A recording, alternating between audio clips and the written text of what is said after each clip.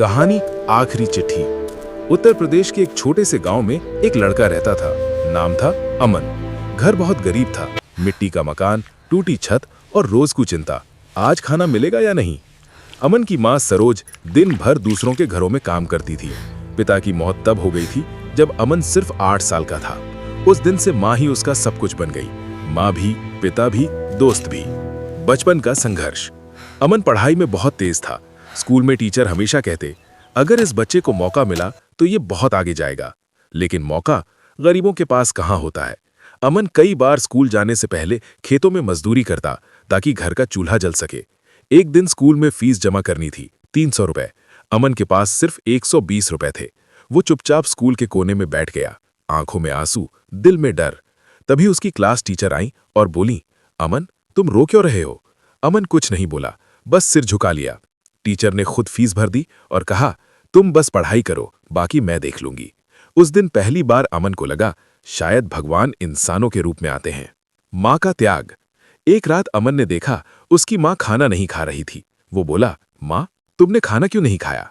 माँ मुस्कुराकर बोली, बेटा मुझे भूख नहीं है। लेकिन सच कुछ और था। अमन ने आधी रात को देखा माँ रसोई में बची हुई सूखी रोटी पानी में भिगोकर खा रही थी। उसकी आंखों से आंसू निकल आए। उस दिन उसने खुद से वादा किया, मैं एक दिन इतना बड़ा आदमी बनूंगा कि माँ को कभी भूखा नहीं सोना पड़े। सपनों की उड़ान। समय बीतता गया। अमन ने 12वीं में टॉप किया पूरे जिले में। लेकिन अब असली समस्या सामने थी। आगे की पढ़ाई के लिए पैसे नहीं थे। माँ ने अपने गहने बेच दिए जो शादी के समय मिले थे और अमन को शहर भेज दिया। जाते समय माँ ने सिर्फ इतना कहा, बेटा कभी गलत रास्ता मत चुनना, चाहे भूखा रह लेना लेकिन ईमान मत छोड़ना। शहर की सच्चाई। शहर जहां हर कोई अपने मतलब का होता है। अमन दिन में कॉलेज जाता और रात में होटल में काम करता। कई बार लोग उसे डांटते, गालियां देते, लेकिन वो चुप रहता क्योंकि उसे सिर्फ एक चीज दिखती थी, अपनी माँ का चेहरा। पहली सफलता। कड़ी मेहनत के बाद अमन को एक बड़ी कंपनी में नौकरी मिल गई। पहली सैलरी 20,000 रुपए। उसने सबसे पहले क्या किया, अपने लिए कुछ नहीं खरीदा, सीधे गांव गया और माँ के हाथ में पैसे रख दिए।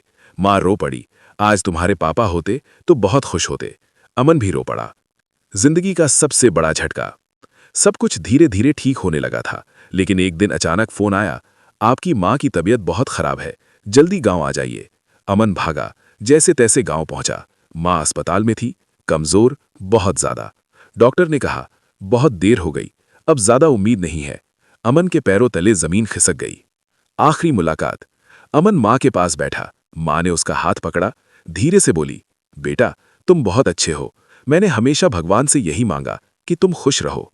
अमन रोते हुए बोला, माँ तुम ठीक हो जाओगी, मैं तुम्हें शहर ले जाऊंगा। माँ हल्का सा मुस्कुराई, अब जाने का समय आ गया है, बस एक वादा करो। क्या माँ, कभी किसी गरीब को मत ठुकराना, क्योंकि तुमने वो दर्द देखा है जो किसी और बच्चे को नहीं देखना चाहिए। अमन ने सिर हिलाया और कुछ ही पल बाद माँ का हाथ ढीला पड़ गया। खामोशी और एक चिट्ठी। माँ के जाने के बाद अमन पूरी तरह टूट गया। घर सूना हो गया, हर कोना माँ की याद दिलाता। एक दिन उसे माँ की अलमारी में एक चिट्ठी मिली। वो कांपते हाथों से उसे खोलता है।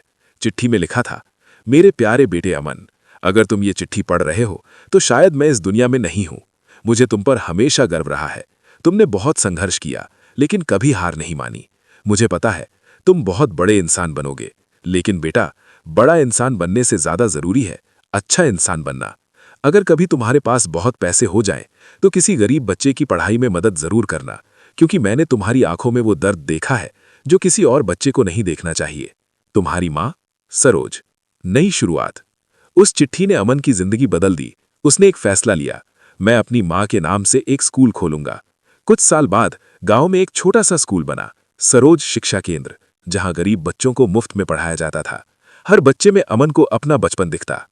अंत जो दिल को छू जाए। एक दिन एक छोटा बच्चा उसके पास आया और बोला, सर अगर आप नहीं होते तो मैं पढ़ नहीं पाता। अमन मुस्कुराया और आसमान की तरफ देखा, जैसे कह रहा हो, माँ मैंने आपका वादा पूरा कर दिया। सीख। जिंदगी में पैसा जरूरी है, लेकिन इंसानियत उससे भी ज्यादा जरूरी है। माँ बाप का त्याग कभी मत भूलो। अगर तुम सफल हो जाओ तो किसी और की जिंदगी भी बदलो।